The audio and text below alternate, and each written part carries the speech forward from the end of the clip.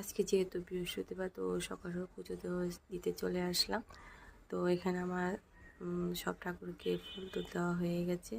তো এখন আমি ঘরটা বসাবো। এই যে লক্ষ্মী মায়ের ঘট অলরেডি আমার রেডি হয়ে গেছে।